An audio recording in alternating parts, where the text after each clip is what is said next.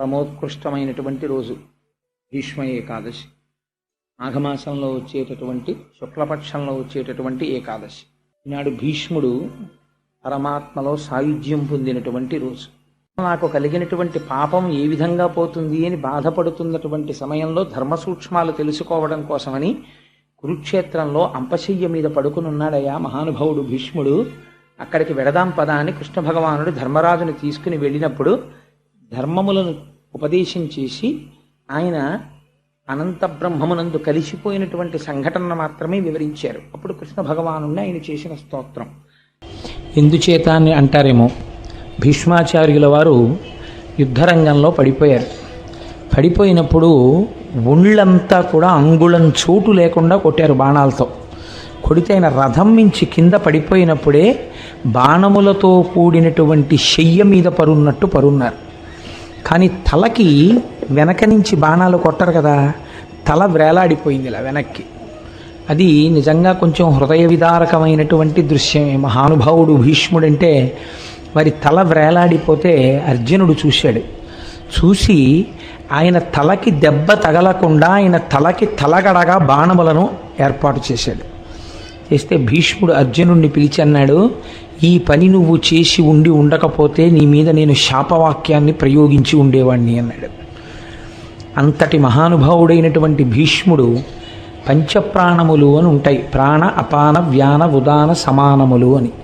అటువంటి వాటిని మకర సంక్రమణం వెళ్ళిపోయిన తరువాత సూర్యుని రథం ఉత్తర దిక్కుకు తిరుగుతుంది. అంటే ఇవాల్టి రోజు రథసప్తమి. అందుకే మనం జిల్లేడాకులు రేగుపండు తల మీద పెట్టుకుని స్నానం చేస్తాం. అలా ఎందుకు పెట్టుకోవాలి అంటే పెద్దలు చాలా గొప్ప గొప్ప విషయాలన్నింటినీ కూడా అందులో నిక్షేపించారు. మనం తలస్నానం ఇప్పుడు మళ్ళీ అందులోకి పెడితే అదొక పెద్ద విషయం అయిపోతుంది. తలస్నానం చేస్తాం. ఈ రథసప్తమి నాడు ఆయన మొట్టమొదటి ప్రాణాన్ని ఉపసంహారం చేశారు అంటారు. అందుకని లేదా యోగ విద్యతో బొటనవేలి దగ్గర నుంచి ప్రాణాలని వెనక్కి తీయడం ప్రారంభం చేసినట్టు కాదు. తర్పణ ఇవ్వాలంటే ఒక ప్రాణం వదిలిపెట్టేయాలి. కాబట్టి రథసప్తమి నాడు మొట్టమొదటి ప్రాణాన్ని విడిచిపెట్టారు. కాబట్టి అష్టమి తిథి నాడు, భీష్మాష్టమి నాడు మనుష్య జాతిలో మనుష్యుడిగా పుట్టినటువంటి ఎవరైనా సరే భీష్మాచార్యుల వారికి తర్పణ ఇవ్వవలసిందే. చిత్రం ఏమిటంటే రేపటి రోజున తలస్నానం చేసి భీష్మాచార్యుల వారికి తర్పణ ఎందుకు ఇవ్వాలి అని అడిగారు. తర్పణ కొడుకిస్తాడు. భీష్ముడికి ఒక్కడికి మాత్రం ఇంకెవ్వరికి లేదు ఈ మర్యాద, ఒక్క భీష్ముడికి. ఎందుకు ఇవ్వాలి అని అడిగారు. రేపటి రోజున ఎవరు భీష్మాచార్యుల వారికి తర్పణ విడిచిపెడతారో వాళ్ళకి 2 ఫలితాలు చెప్పారు.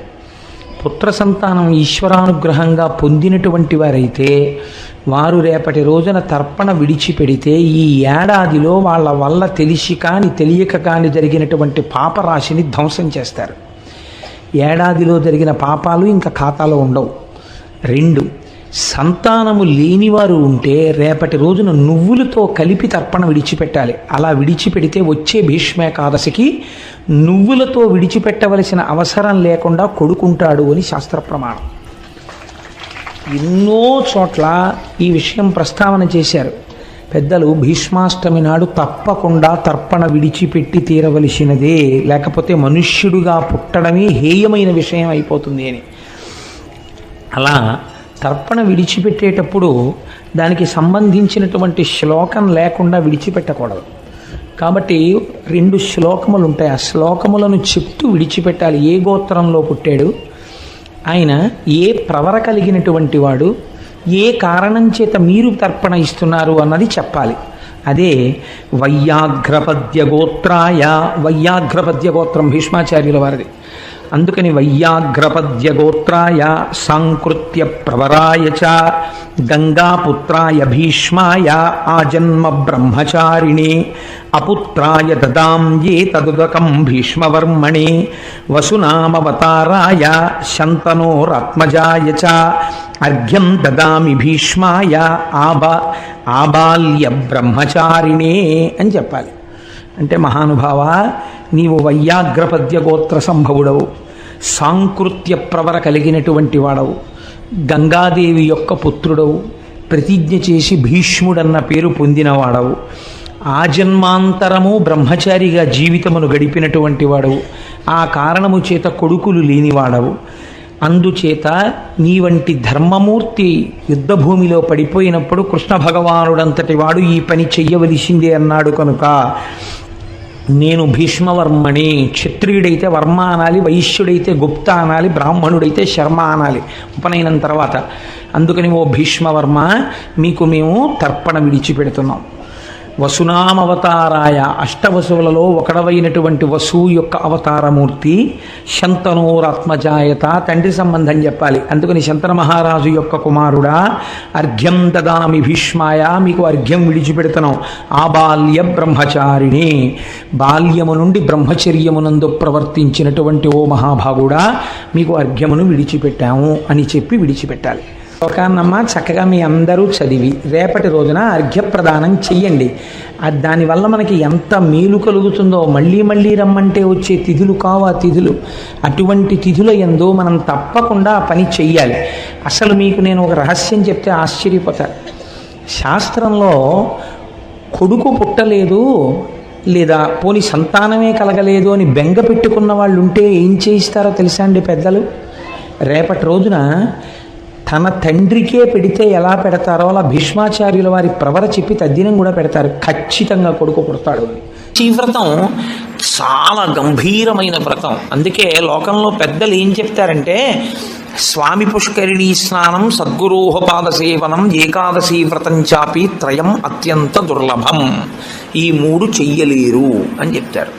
ఎందుకు చెయ్యలేరు? స్వామి పుష్కరిణీ స్నానం అక్కడికి వెడతాడు, ఆనంద నిలయం చుట్టూ 100 మార్లు తిరుగుతాడు, కానీ పుష్కరిణిలో స్నానం చేద్దామన్న ఊహ వాడికి రానిరాదు. సద్గురోహ పాదసేవనం, సద్గురువు పాదములు పట్టుకునే అవకాశం ఇవ్వడు. ఎందుకు ఇవ్వడు? ఒక్కటే కారణం, నాకు అసలు కాళ్ళ నొప్పులే ఉండవంటాడు. ఆయన అసలు కాళ్ళు పట్టించుకోవడం ఆయన జన్మాంతరంలో ఆయన చేయడు. కాబట్టి అసలు గురువుగారి కాళ్ళు పట్టే అదృష్టం నీకు ఎప్పుడు వస్తుంది? నువ్వు ఆయన కాళ్ళు నెప్పిడితే కదా నువ్వు వెళ్ళి పట్టుకోవడానికి. కాబట్టి ఆయన కాళ్ళు పట్టుకునే అదృష్టం ఉండదు. సద్గురోహ పాదసేవనం. ఏకాదశి వ్రతం చాపి, ఏకాదశి వ్రతము చెయ్యలేడు. ఎందుకు చెయ్యలేడో తెలుసా అండి? మీ అబ్బాయికి ఉద్యోగం వస్తుంది, సత్యనారాయణ వ్రతం చెయ్యి, చేస్తాడు. మీ అమ్మాయికి పెళ్ళి అవుతుంది, వ్రతం చెయ్యి, చేస్తారు. నువ్వు చచ్చిపోయేటప్పుడు ఈశ్వరుడు గుర్తొస్తాడు. చచ్చిపోయేటప్పుడు ఎలా ఉంటుందో అలా ఊహించుకుని వ్రతం చేయి అంటే, ఇప్పుడు వద్దులేండి తర్వాత చేస్తానంటే. ఏకాదశి వ్రతం ఎందుకు చేయిస్తారో తెలుసా అండి? ఉపవాసం. అన్నం తినకూడదు. అన్నం తినకపోవడం కాదు, అన్నాన్ని పచనం చెయ్యడానికి కావలసిన సంభారములను స్పృశించి పచన ప్రయత్నమునందు నిమగ్నము కాకూడదు. అంటే ఏకాదశి నాడు ఉపవాసం ఉండి ద్వాదశి నాడు కాకరకాయ పులుసు పెట్టి వండుకుందామా, వేపుడు చేసుకుందామా అని ఆలోచించకూడదు. ద్వాదశి పాలన కోసం ఏకాదశి నాడు కాయగూరలు తరుక్కోకూడదు. ద్వాదశి నాటికి పనికొస్తుందని ఇవాళ పప్పు నానపోయకూడదు. అంటే అసలు మీ శరీరమును పోషించుకోవడానికి కావలసిన ఏ పనిని ఏకాదశి నాడు చేయకూడదు. నిర్జలోపవాసం ఎందుకు చేయిస్తారో తెలుసా అండి? మనుష్యులలో 199 మంది తెలిసే వెళ్ళిపోతారు. అకస్మాత్తుగా అనాయాసంగా వెళ్ళడం మహాదృష్టవంతులకి తప్ప జరగదు. సాధారణంగా 199 మంది వెళ్ళే మార్గం ఏమిటంటే, రెండిటిని ఎండగట్టి పంపుతారు. ఒకటి నీరివ్వరు, 2 అన్నం పెట్టరు. ఎందుకని అంటారేమో, తీసుకెళ్ళి ఎక్కడ పడుకోబెడతారు ఇంటెన్సివ్ కేర్ యూనిట్లో. వాడి కర్మ అంతా ఎక్కడొస్తుందంటే ఇక్కడ ఒక గొట్టం పెడతారు, ఇందులోంచి ఏం పోయిరు, ఇందులోంచి ఎక్కిస్తారు. దీంతో ఏం తాకూడదండి అంటారు, దీంతో ఏమీ తినకూడదండి అంటారు. ఇందులోంచి వెళ్ళిందే ఆహారం, ఇందులోంచి వెళ్ళిందే పానీయం. ఫోన్లేండి ఇప్పుడు మాకు వచ్చిన నష్టం ఏమిటి, ఏదో ఒకటి ఎక్కుతోందిగా చచ్చిపోంగా అంటారేమో. ఓ 8 బెడ్స్ వేస్తారు అక్కడ. అకస్మాత్తుగా వీడికి పెటిడ్రిన్ ఇంజెక్షన్ ఇచ్చి వీడు పడుకుని ఉంటే 11ంటికి గొళ్ళుమని ఏడుపు వినపడుతుంది. 3వ బెడ్ మీద వాడిని స్ట్రెచ్చర్ మీద బయటికి తీసుకెళ్ళిపోతూ ఉంటాడు. వీడికి గుండెలు గుబక్కుమంటాయి. 11 మంచాలు ఉండేవి, 3వ మంచం వాడు వెళ్ళిపోయాడు. వీడు 8వ మంచం వాడు అయితే పర్వాలేదు, వీడు 1, 2 అయ్యాడు అనుకోండి. వీడి కర్మే. నేను చూశానండి, నేను యథార్థంగా చూశాను ఒక హాస్పిటల్లో. నేను దీన్ని ఏమి హాస్యంగా చెప్తున్నానని మీరు అనుకోకండి. 3 మంచాలలో మధ్య మంచం ఆయన వెళ్ళిపోయాడు. నేను చూస్తున్నా, ఎవరో కాదు మా బంధువే. ఏడుస్తుంటే డాక్టర్లు అన్నారమ్మా ఇక్కడ ఏడవకూడదు, నిశ్శబ్దంగా తీసుకెళ్ళి బయట ఏడవండి అన్నారు. ఎందుకంటే వాళ్ళు ఏడిపోతారు, గట్టిగా ఏడిస్తే ఏడవకూడదు అన్నారు. నిజమే అది. వాడు అప్పటికే నేను వెళ్ళిపోయిన వాడిని చూడటం లేదు, 1, 3 మంచాల వాళ్ళని చూస్తున్నాను. వాళ్ళు వీడు వెళ్ళిన మార్గం మూసుకుపోవుగాక అని వాళ్ళిద్దరు అలా చూస్తున్నారు. వీడు అదే వ్యాధితో జాయిన్ అయిన వాడికి ఎంత భయంగా ఉంటుందండి. గబాలను గోనుగుడలో బారేసి దగ్గర చేసి పట్టుకెళ్ళిపోతున్నారు బయటికి. పట్టుకెళ్ళిపోతుంటే ఆ బయటికి తీసుకెళ్ళిన తర్వాత ఇలా కిటికీలోంచి చూస్తే ఏం చేస్తున్నారో అన్నీ కనపడుతున్నాయి. కనపడుతుంటే వీడికి ఎలా ఉంటుంది, వీడి పరిస్థితి ఎలా ఉంటుంది? నాన్న రామకృష్ణ అనుకో ఇప్పుడు, అంటే నీ మొహం ఇట్లా ఎక్కడంటానంట, తినలేడు, తాగలేడు, బయటికి వెళ్ళలేడు, తింటే తప్ప తాగితే తప్ప నిద్ర పట్టడం అలవాటుగా చేసుకుని ఉన్నవాడు కడుపు నిండా తింటే కనుబడిపోతుంది. అందుకని రాత్రి అయ్యేటప్పటికి బాగా తినేసి పడుకోవడం, నిద్రైపోవడం, మళ్ళీ లేవడం, మళ్ళీ తింటూ ఉండడం, ఇది అలవాటు అయిపోయింది చాలా కాలంగా. ఇప్పుడు కాదు, కోట్ల జన్మలుగా జీవుడు అలవాటు చేసుకున్నాడు దీన్ని. ఇప్పుడు తినకుండా తాగకుండా ఈశ్వరుణ్ణి నామం కూడా చెప్పు, ఇంతకన్నా క్లేశం ఇంకోటి ఏముంటుందంటే? తినద్దంటే క్లేశం, తాగద్దంటే క్లేశం. పోనీ తినద్దు తాగండం, తాగద్దు తినండం. తినద్దు తాగద్దని ఊరుకోడు భగవన్నామని చెప్పమంటాడు. తినద్దనేటప్పటికే ఏమవుతుందంటే ఏకాదశి నాడు ఉపవాసం చేయండి అన్నాను అనుకోండి, ఇంకో దోషి ఇవాళ తినేద్దామంటే రేపంతా ఉపవాసం అంటే. కాబట్టి తినద్దు అంటే భయం, తాగద్దు అంటే భయం. తినద్దు తాగద్దు అని ఊరుకోరు. భగవన్నామని చెప్పేటప్పుడు మనసును అలా ఈశ్వరుడు యందు నిలబెట్టు అంటారు. ఇప్పుడు ఈ 3 సాధించడం మీ పిల్లల కోసం కాదు, మీ భర్త కోసం కాదు, భార్య కోసం కాదు, ఎవరి కోసం? ఎవరికి వారి కోసం. ప్రతి పక్షంలోనూ ఒకసారి ఈ ఎక్సర్సైజ్ చేస్తే, ఈ వ్యాయామం చేస్తే, ప్రతి పక్షంలోనూ ఒకసారి రిహార్సల్ వేస్తాడు, వెళ్ళిపోయేటటువంటి పద్ధతిని ఊహ చేస్తాడు. ఏమీ తినడం, ఏమీ తాగడం, ఈశ్వరుణ్ణే స్మరిస్తూ ఉంటాడు. ఇప్పుడు ఇది క్లేశపడిపోతూ ఉంటుంది, మనసుని మాత్రం ఈశ్వరుని ఎందే పెట్టుంచుతాడు. ఇది బాగా అలవాటైపోయింది. ఆ రోజు వచ్చేసింది, తినకూడదు తాగకూడదు, ఈశ్వరుడి మీద మనసు పెట్టాలి. అభ్యాసం కూసు విద్య కదూ, నిలబెట్టేస్తాడు. నిలబెట్టేస్తే ఏమయ్యాడు?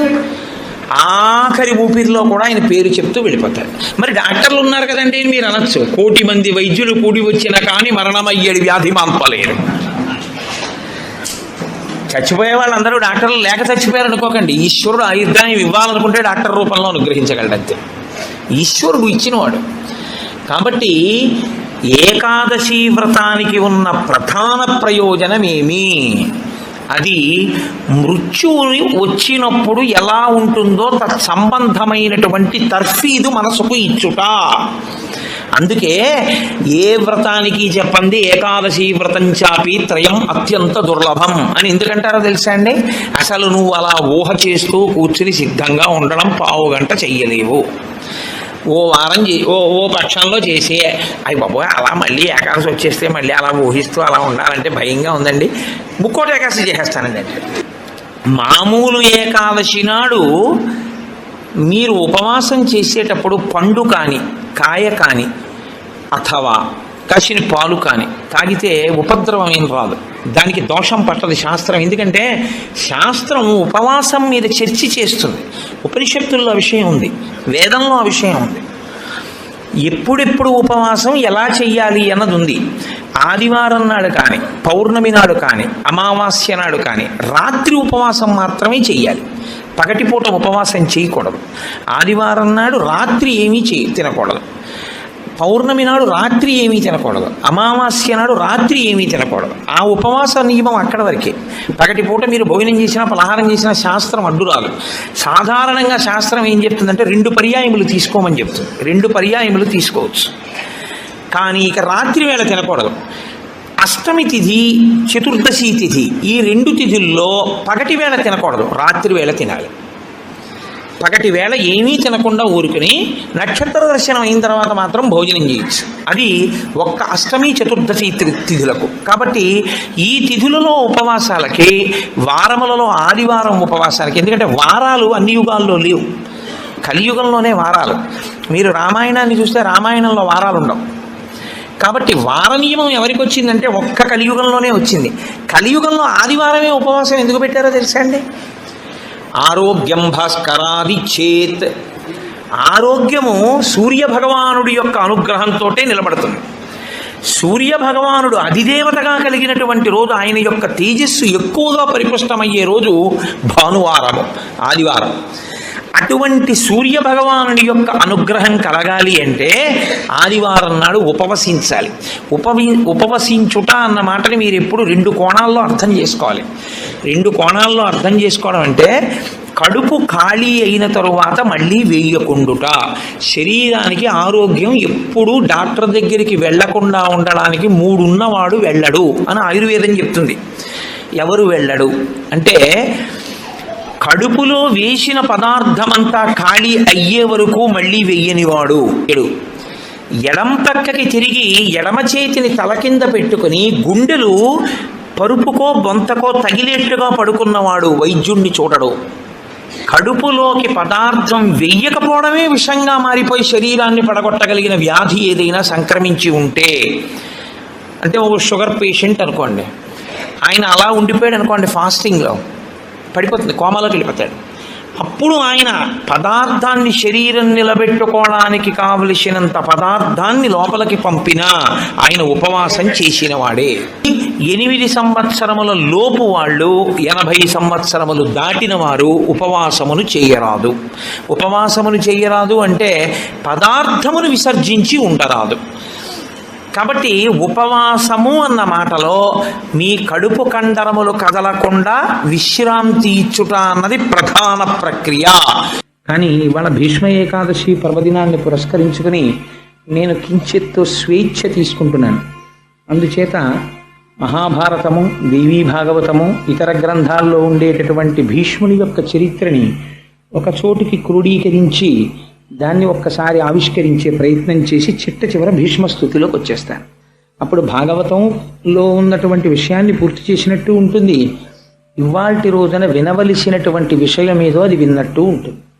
ఏది వినడం చేత ఇవాళ మనం తరిస్తామో, ఏ మహాపురుషుడి యొక్క జీవితాన్ని మనం వినాలో అది వివరించే ప్రయత్నాన్ని చేస్తాను.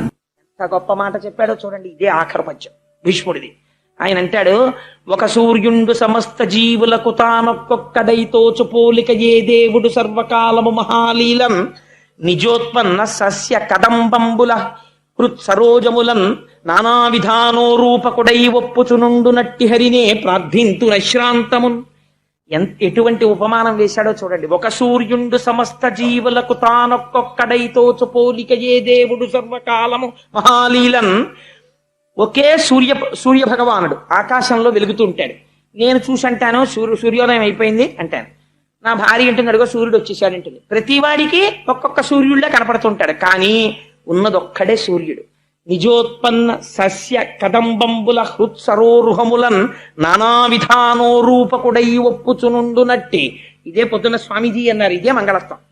అనేకములుగా కనపడుతుంటాడు, కానీ ఉన్నది మాత్రం ఒక్కటే పదార్థం. అనేకములుగా కనపడి ఒక్కడిగా ఉండి ఇంతమందికి ఇంతమంది సూర్యులులా కనపడిన వాడు ఉన్నదొక్కడే సూర్యుడైనట్టు, అంతటా వ్యాపించిన వాడు ఒక్కడే అయిన పరమాత్మ ఎవరున్నారో ఆయన పాదార విందముల యందు నా మనస్సు నిలబడుగాక అని అంతటా వ్యాపించి ఉన్నటువంటి విష్ణు భగవానుణ్ణి ఆరాధన చేసి చిట్ట చివర బొటన వేలు దగ్గర నుంచి ప్రాణాల్ని లాగేసి అష్టమి నాటికి హృదయమునందు నిక్షేపించి అట్టే పెట్టాడు. ఆఖరణ విష్ణు భగవానుణ్ణి ఎదురుగుండా చూస్తూ భీష్ముడు చూశాడు. మనం కూడా ఇక్కడ చూడగలగాలి నేర్చుకుని. అప్పుడు మొదలుపెట్టి విశ్వం విష్ణుర్వషత్కారో భూత భవ్య భవత్ప్రభు భూత భృద్భావో భూతాత్మా భూత భావన. ఎంత గొప్పవాడో చూడండి. అప్పుడు ఆ పంజరం మీద పడుకొని అప్పటికి ఎన్నాళ్ళైపోయిందో ఆ దేహం మాత్రమే మిగిలింది. బొటన వేలు దగ్గర నుంచి యోగ విద్యతో తీసేశాడు ప్రాణాల్ని, హృదయమునందు నిక్షేపించి ఉంచాడు. ఆఖరణ కృష్ణ పరమాత్మని ఆపాదమస్తకం చూస్తూ విష్ణు సహస్రనామ స్తోత్రం చెప్పి ఆఖరణ వనమాలి గదీశాంగీ శంఖీ చక్రీ చనందకి శ్రీమాన్ నారాయణో విష్ణుర్వాసుదేవోభిరక్షతు. నన్నా వాసుదేవుడు రక్షించుగాక అని ఆఖరణ స్వామినే తలుచుకుంటూ హృదయములో ఉన్నటువంటి తేజస్సు ఒక్కసారి పరబ్రహ్మమునందు కలిసిపోయింది. కలిసిపోయిన తర్వాత భీష్ముడి శరీరం విడిచిపెట్టేశాడు అని తెలిసింది. తెలిసి ధర్మరాజాదులు తీసుకెళ్లి ఆ శరీరాన్ని అగ్ని యందు నిక్షేపించి అంతిమ సంస్కారాన్ని పూర్తి చేశారు.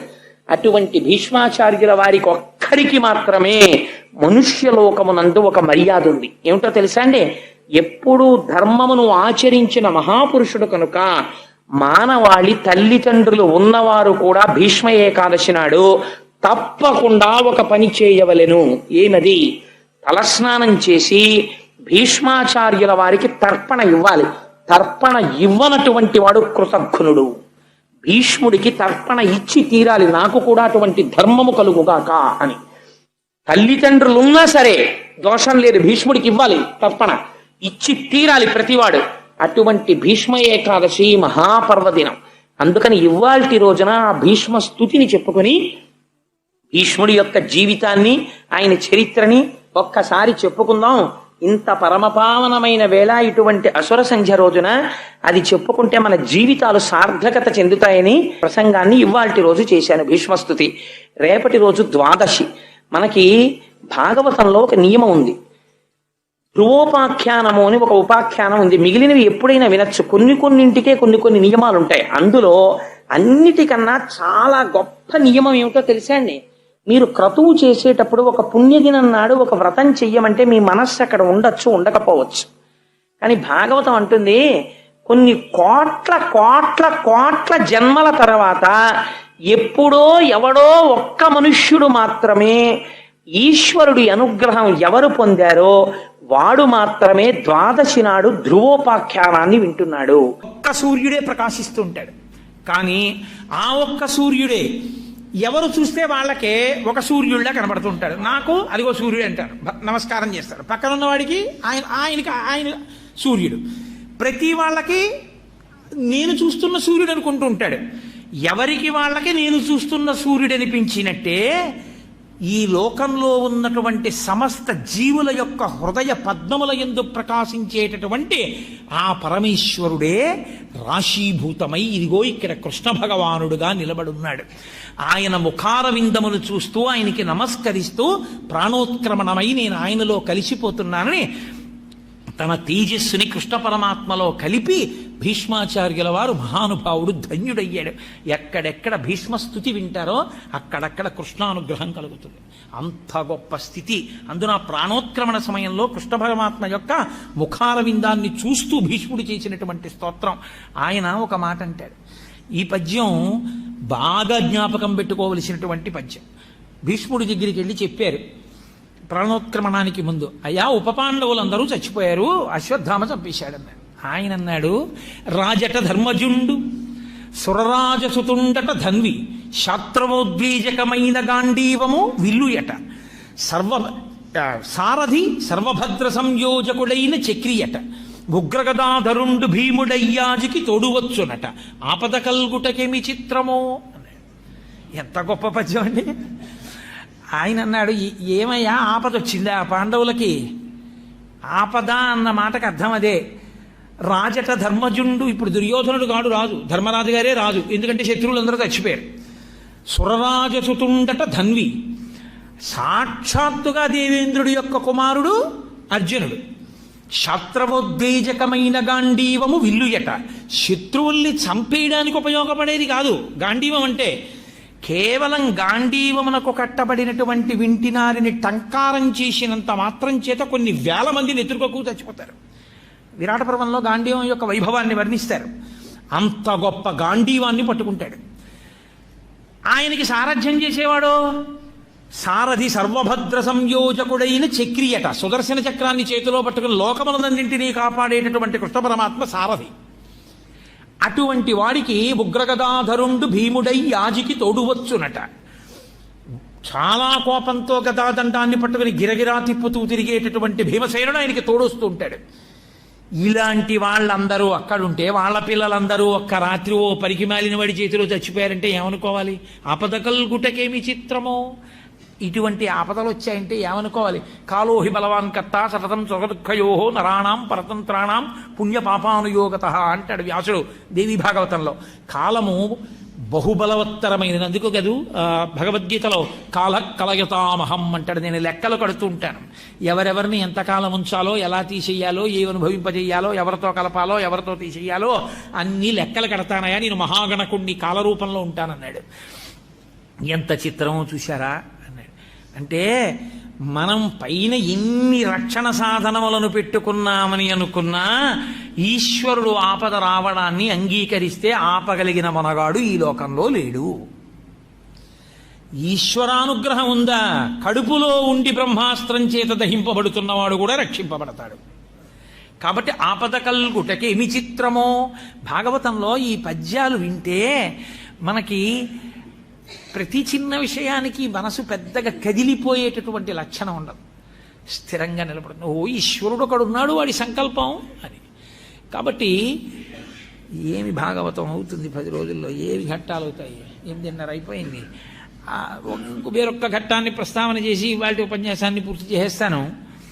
ఆ పుట్టినటువంటి పరీక్షిత్తు పెద్దవాడయ్యాడు, కృష్ణ పరమాత్మ శరీరాన్ని విడిచిపెట్టేశారు. అంటే ఆ మాట ముందు ఎందుకు చెప్పవలసి ఉంటుందంటే, భాగవతంలో ఇది చెప్పకపోతే పరీక్షిత్తు భాగవతం వినడం మొదలు పెట్టడం కుదరదు. కాబట్టి మళ్ళీ కృష్ణలీలలు వస్తాయి, కృష్ణుడు పుట్టడం అవి వస్తాయి, కంగారు పడిపోకండి, కృష్ణుడి శరీరం విడిచిపెట్టారు.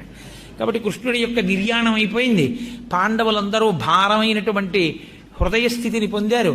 ధర్మరాజు గారు, ఇతర పాండవులు, ద్రౌపదీదేవి స్వర్గారోహణ పర్వంలో శరీరాల్ని విడిచిపెట్టేశారు. శరీరాల్ని విడిచిపెట్టే ముందు పరీక్షిత్తుని సింహాసనం మీద కూర్చోబెట్టి పట్టాభిషేకం చేశారు. మహాధర్మాత్ముడు పరీక్షిత్ తన తాతలు ఎలా పరిపాలన చేశారో అలా పరిపాలన చేసేటటువంటి స్థితి కలిగిన వాడు గొప్ప కృష్ణ భక్తుడు. అటువంటి వాడు రాజ్యాన్ని పరిపాలన చేస్తున్నాడు. పరిపాలన చేస్తున్నటువంటి కాలంలో ఒకానొకప్పుడు ఆయన రాజ్యమంతా విజయయాత్ర చేసి వేటాడి వెడుతున్నాడు. వేటాడేటప్పుడు పోతన గారు ఒక చమత్కారమైన మాట అన్నారు. వేటాడినటువంటి పరీక్షిత్ అన్నిటినీ వేటాడాడు, కానీ చంద్రుడిలో ఉన్నటువంటి మృగాన్ని ఒక్కదాన్ని వదిలిపెట్టాడు అన్నారు. అంతా వేటాడాడు. చిత్రం ఏమిటంటే, ఆయన తిరుగుతున్నప్పుడు ఆయనకు ఒక ఆశ్చర్యకరమైనటువంటి సందర్భం కనపడింది. ఒక ఆవు ఒకటి ఏడుస్తోంది, దానికి దూడ లేదు. దూడలేని ఆవు ఏడుస్తోంది. దాని ఎదురుగుండా ఒక ఎద్దు నిలబడి ఉంది. ఆ ఎద్దుకి ఒక్క కాలు మీదే ఉంది. ఆ ఎద్దు 3 కాళ్ళు లేవు. అసలు ఒంటి కాలు మీద ఎద్దు నిలబడడం అన్నది మీరు ఊహించనే లేదు, అంత కష్టం ఎద్దు శరీరానికి. అది ఒక్క కాలుతో నిలబడింది. నిలబడితే ఈ ఆవు ఏడుస్తూ ఆ ఎద్దుని పలకరిస్తోంది. భూమాత గోమాతగా రూపాంతరం చెందింది. భూమియే గోవుగా నిలబడింది, ధర్మమే వృషభంగా నిలబడింది. ఇప్పుడు ఈ భూమాత ఆ గోమాతతో అంటే భూమి ధర్మాన్ని అడుగుతోంది. ఈ లోకంబున పూర్వము 4 పాదముల నీవు నడతువు, శ్రీలలనీశుడులేమిని కాలముచే నీకు ఒంటి కాలయ్యకదే అంది. ఈ లోకంలో పూర్వం నువ్వు 4 పాదాలతో నడిచావు. ధర్మమును ఎద్దుగా సంకేతించినప్పుడు ధర్మానికి ఉండేటటువంటి 4 పాదాలే సత్యము, శౌచము, దయ, తపస్సు 4. ఇందులో 3 పాదాలు పోయాయి. 3 పాదాలు పోయాయి అంటే ఎందుకు పోయాయి ధర్మము అంటే 3 పాదములు ఒక్కొక్క గుణం చేత నశించిపోయి. తపస్సు దేని చేత నశించిపోయింది అంటే, ఎప్పుడూ తపస్సు చేసేటటువంటి వాళ్ళు నేను గొప్పవాణ్ణి అన్న మాట చెప్పించుకోకూడదు. అలా చెప్పించుకున్న కారణం చేత కలియుగంలో తపస్సు భ్రష్టమైపోయింది. రెండవది శౌచం. ప్రతి విషయాన్ని పట్టించుకునేటటువంటి లక్షణం రావడం వల్ల సంగము చేత శౌచము పోయింది. ఇక దయ. దయ ఎందుకు నశించిపోయింది అంటే, ప్రతి వారి యందు ఏదో ఒక కారణానికి అహంకారం పెరిగిపోయి దయ నశించిపోయింది. ఇక మిగిలినది సత్యం ఒక్కటే. సత్యము మార్పు చెందనది పరమాత్మ. అందుకని ఆ ఒక్క పాదంతోనే ఆ గోవు నిలబడింది. అందుకని ఆ ఆవు చూసింది, ధర్మం ఎంతకాలం ఉంటుందో అంతకాలం భూమి భరించగలదు. ధర్మం లుప్తం అయితే బరువు అన్న మాట లోకంలో ఉండేటటువంటి జనుల వలన జంతువుల వలన కాదు. ధర్మం నశించిపోతే భూమికి బరువు. ధర్మం ఉంటే ఎంతమంది ఉన్నా భూమికి బరువు కాదు. అందుకని శ్రీలలనీశుడులేమిని కాలముచే నీకు ఒంటి కాలయ్య కదే. ఒకానొకప్పుడు కృష్ణ పరమాత్మ చక్కటి శ్రీచిహ్నములతో కూడినటువంటి పాదములతో ఈ భూమి మీద తిరుగాడాడు. అటువంటి కృష్ణ పరమాత్మ అవతార పరిసమాప్తి చేశాడు. ఆ కారణం చేత నీకు 3 కాళ్లతో నువ్వు 3 కాళ్ళు పోగొట్టుకుని ఒంటి కాలితో తిరుగుతున్నావు. నిన్ను చూస్తే నాకు ఎంతో బాధగా ఉంది, నా కన్నుల నీరు కారుతోంది. నిన్ను ఆ ఒక్క కాలుతో కూడా ఉండకుండా చెయ్యడం కోసమని ధర్మమునకు కట్టుబడిన వారిలా నటించేటటువంటి వారు పట్టి ఆ కాలు కూడా తెగ్గొట్టేస్తారని ఏడుస్తున్నాను. నీకు 3 కాళ్ళు లేవు అని నీ గురించి ఏడవట్లేదు, నీకు 3 కాళ్ళు పోయాయి అని నేను ఎందుకు ఏడుస్తున్నానో తెలుసా? నీకు ఈ 3 కాళ్ళు పోయిన కారణం చేత రాబో కాలంలో ఎవరెవరు ఏది భరించాలో దాన్ని వదిలేస్తారు. మొట్టమొదట భరించవలసినటువంటి వాడు భర్త భార్యని భరించాలి. కానీ ఆయన భార్యని విడిచిపెట్టి అన్య స్త్రీ యందు మనసుని లగ్నం చేస్తాడు. ఇది ధర్మ వైక్లభ్యం వల్ల వచ్చేటటువంటి మొట్టమొదటి లక్షణం. భర్త భార్యని వదిలిపెడతాడు. తల్లిదండ్రుల్ని పోషించవలసినటువంటి కర్తవ్యం ఉన్న పిల్లలు తల్లిదండ్రుల్ని పోషించరు. ప్రజల్ని రక్షించవలసినటువంటి ప్రభువులు భోగలాలసులై తిరుగుతారు తప్ప ప్రజల గురించి పట్టించుకోరు. యజ్ఞయాగాది క్రతువులు విమర్శింపబడి యజ్ఞయాగాది క్రతువులు జరగవు. హవిస్సులు ఇచ్చేవాళ్ళు ఉండరు కాబట్టి దేవతలకి హవిస్సు అందదు కాబట్టి దేవతలు ప్రీతి చెందరు కాబట్టి వర్షాలు పడవు కాబట్టి లోకంలో ఉండేటటువంటి సమస్త జీవజాలము ఆకలితో అలమటిస్తుంది. నీళ్లు దొరక్క బాధపడతారు. నీరు దొరకకపోతే మళ్ళీ ధర్మం నాశనం అయిపోతుంది. ఎందుకో తెలుసా అండి?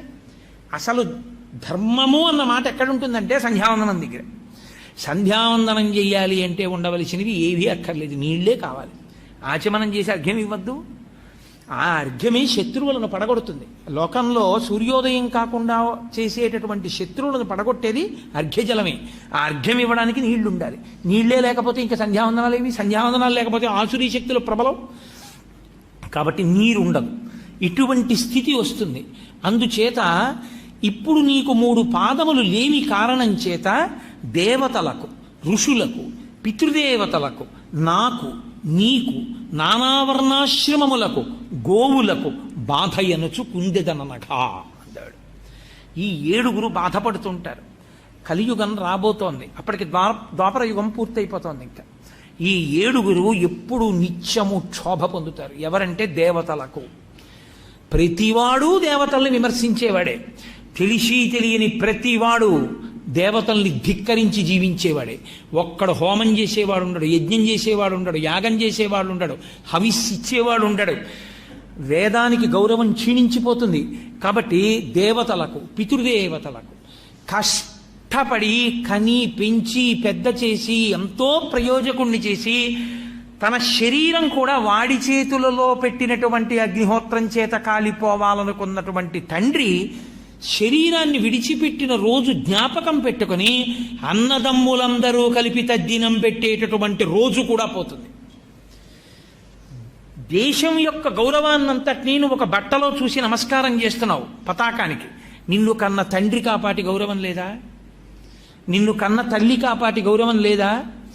వాళ్ళకి తద్దినం పెట్టవలసిన అవసరం లేదా? ఆ కడుపున పుట్టిన వాళ్ళ మధ్య ఎన్ని విభేదాలైనా ఉండొచ్చు. నీ అన్నకి 50 ఏళ్ళు వచ్చాయి, మహా బతికితే ఇంకో 20 ఏళ్ళు బతుకుతాడు. 70 ఏళ్ల కన్నా బతుకుతాడనే నమ్మకం ఏం లేదు. ఇంకొక 20 ఏళ్ళు బతికితే ఏడాదికి అన్న తమ్ముడు కలిసి మాట్లాడుకునేటటువంటిది మహా అయితే 5 రోజులు ఉంటుంది. 5 రోజులుంటే ఇంకా అన్నగారు బతికున్న 20 ఏళ్లలో 25లు 100 రోజులు కలుసుకుంటారు. 100 రోజుల్లో రాత్రి ఇద్దరూ నిద్రపోతారు కాబట్టి అన్నదమ్ములు 50 రోజులు మాత్రమే పగళ్ళు ఉంటారు.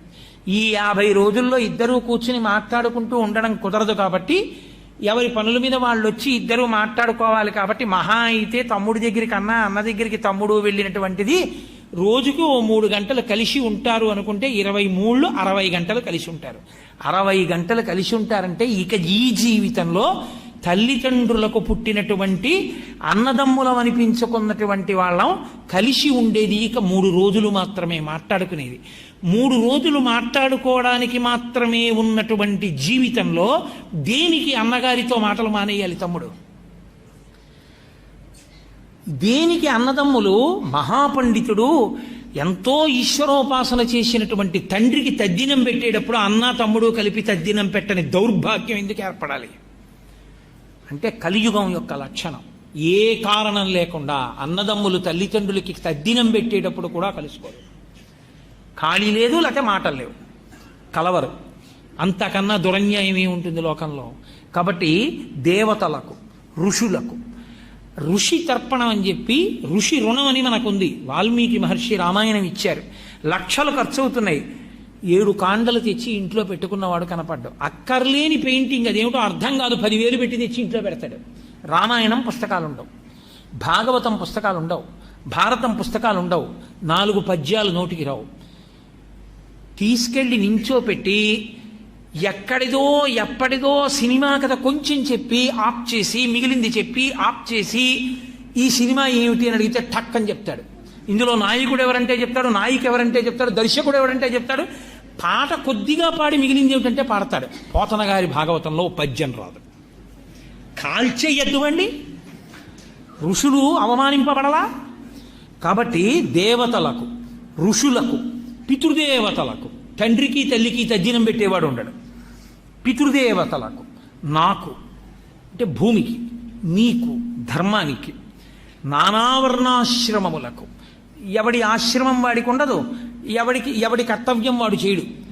నానావర్ణాశ్రమములకు, గోవులకు, ఆవుని రక్షించేవాడు, ఆవుని పోషించేవాడు, ఆవుకి నమస్కరించేవాడు ఉండడు. ఆవుల్ని చంపి వ్యాపారం చేసుకునే స్థితి లోకంలో వచ్చేస్తుంది.